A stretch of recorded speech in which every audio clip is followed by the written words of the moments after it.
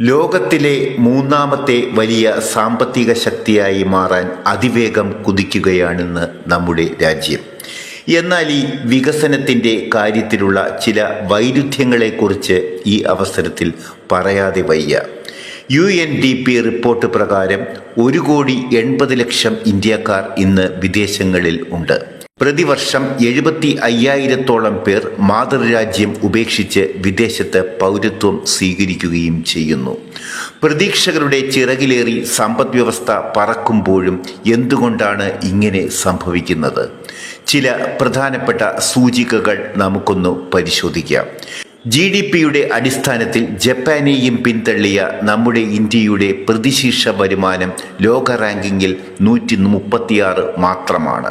അതായത് ലോക ജനസംഖ്യയിൽ ഒന്നാമത് നിൽക്കുന്ന രാജ്യത്തിൻ്റെ വർദ്ധിച്ച വരുമാനത്തിൻ്റെ ഏറിയ പങ്കും കൈവശപ്പെടുത്തിയിരിക്കുന്നത് 10% വരുന്ന അതിസമ്പന്നരാണെന്ന് അർത്ഥം.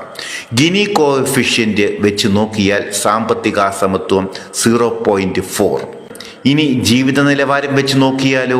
നമ്മുടെ മഹാനഗരങ്ങളിലെ എയർ ക്വാളിറ്റി ഇൻഡെക്സ് ഭീകരമായ 400 ആയിരുന്നു കഴിഞ്ഞ മാസം ഡൽഹിയിൽ.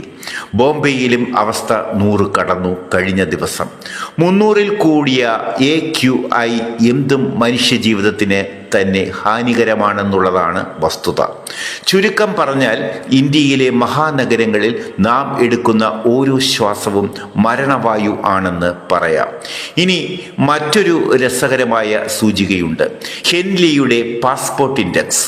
സുഗതവും സുഗമവുമായ യാത്ര വാഗ്ദാനം ചെയ്യുന്ന രാജ്യങ്ങൾ തമ്മിലുള്ള താരതമ്യത്തിൽ ഇന്ത്യയുടെ ഇന്നത്തെ നില 77 ഇന്ത്യയുടെ മാനവ വികസന സൂചിക എന്ന ഹ്യൂമൻ ഡെവലപ്മെന്റ് ഇൻഡെക്സ് അനുസരിച്ച് 2023-ൽ 193 രാജ്യങ്ങളിൽ ഇന്ത്യയുടെ സ്ഥാനം 130.